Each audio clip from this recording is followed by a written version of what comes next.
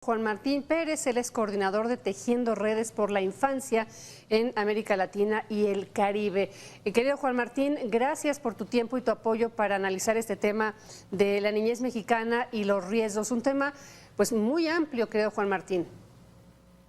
Efectivamente, querida Marta, y bueno, sobre todo porque 1 de cada 3 habitantes en México son niños, niñas y adolescentes. Entonces, cualquier decisión que tomemos en este país les toca directamente, con una gran diferencia, que ellos y ellas están definiendo su proyecto de futuro. Y esto, por supuesto, tiene que colocarnos en una mayor preocupación respecto a cómo tomamos decisiones. Exactamente, Juan Martín, es lo que yo decía, no solamente es la vida de un menor, sino también la vida de todo un país, porque ellos son para ese lugar común, pero el futuro, en fin. Oye, Juan Martín, hay muchas cosas. Yo decía, es un tema muy amplio, porque si uno habla de las problemáticas de la infancia, la verdad es que son muchísimas. Son muchísimas, desde el rezago educativo, la falta de centros de salud, la falta de vacunación, la violencia, la inseguridad, la sustracción de menores, el trabajo infantil, en fin, la verdad es que es enorme la vulnerabilidad que tienen los niños. Si yo te dijera cuáles son para ti, de acuerdo a tu estudio, a tu trabajo, cuáles son las 3 problemáticas más importantes a atender de la infancia en este momento. Mira, yo creo que la primera y la que tiene un efecto dominó desencadenante de otros temas negativos es ser invisibles.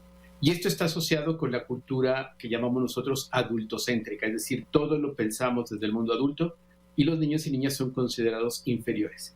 Un segundo tema, sin duda, querida Marta, tiene que ver con las formas de violencia que se han hecho cada vez más crudas, más generalizadas y que están asociadas directamente con la impunidad.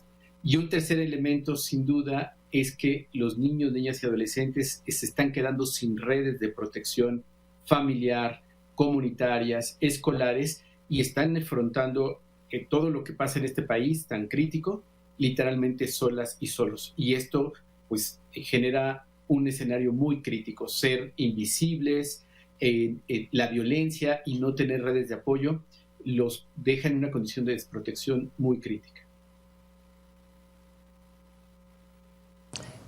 Yo escucho todo esto y me pregunto, ustedes que trabajan de forma directa, protegiendo a la infancia, tratando de concientizar y hacer empático al gobierno y sobre todo que trabajen realmente en políticas públicas para la infancia, ¿hay interés del gobierno en este tema? Y te lo pregunto porque a mí me llama la atención lo que he mencionado a lo largo del programa. Por un lado, el presupuesto para la infancia, que nuevamente tuvo una reducción, y en segundo lugar, una supuesta ley de protección para los derechos de la infancia, con objetivos, con apartados, que ahí lo ves y dices, wow, qué bien está esto, pero en la realidad, ¿tú cómo lo vives?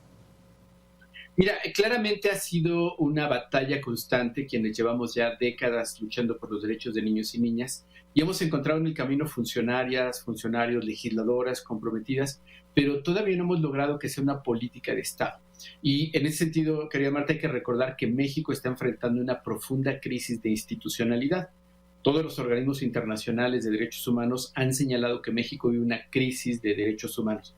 Esencialmente significa que el Estado y sus autoridades y los gobiernos ya no tienen la capacidad, y agregaría la voluntad, para garantizar la vida, la integridad y el desarrollo de todos sus habitantes, especialmente niños y niñas. Y esto lleva a que, aun cuando esté en la ley, por ejemplo, el artículo 4 constitucional que establece el interés superior de la niñez en toda decisión que tomen las autoridades, lo vemos que todos los días es violentado, con niños que sobreviven en el espacio público, con familias que buscan sobrevivir con sus hijos ahí, con decisiones que implica, por ejemplo, triplicar el presupuesto para la guerra con los militares y las fuerzas de seguridad y recortar más del 30% del presupuesto de niños y niñas. Esto nos habla precisamente de esa crisis de Estado, pero al mismo tiempo de la falta de voluntad política de quienes están al frente de los gobiernos. Y tristemente, Marta, tengo que decirte que esto no solamente es el partido mayoritario ahora, también ha sido el partido PRI, el PAN, el PRD. Todos tienen como sustento sus intereses electorales, políticos, incluso de corrupción, pero no el bienestar de la ciudadanía y menos el de niños y niñas. Por ello es que, aunque tenemos buenos funcionarios y funcionarias que quieren hacer cosas, mientras no tengamos una institucionalidad que se traduzca en que se respete la ley, algo tan básico, querida Marta, que se respete la ley, que se luche contra la impunidad y que los niños y niñas participen en todos los temas que les afectan, como dice la ley, pues esto no tiene vistas de cambio. Una pregunta rápida, justamente encaminada a esto que estás diciendo. ¿Hay capacidad del Estado para atender a los menores? Capacidad, me refiero. Sí, claramente la tenemos, querida Marta. Se creó por ley en 2014 el Sistema Nacional de Protección Integral, que no es una nueva institución, sino lo que se trata es que sea un mecanismo de coordinación para que cada dependencia, imaginemos Secretaría de Salud, se coordine con educación, con trabajo, con bienestar y que hagan sinergia, hagan red entre el gobierno, entre el orden federal, estatal y municipal, y eso no lo están haciendo. Tenemos toda la capacidad instalada, tenemos presupuesto, México es un país rico que está recortando la infancia, pero sigue siendo un país rico, y tenemos esa posibilidad. No hay voluntad política, hay una red y un entramado casi criminal que está desmantelando el Estado, y entre los más afectados están niños, niñas y adolescentes. Con esa declaración triste pero fuerte y pegadora, declaración que ojalá escucharan nuestros funcionarios y les llegara pues a donde les tenga que llegar, no sé si al corazón, a la mente, a donde les tenga que llegar, yo te agradezco mucho y te despido. Siempre abiertas las puertas de mis espacios para ti. Querida Marta, gracias, te mando un fuerte abrazo. Hasta luego.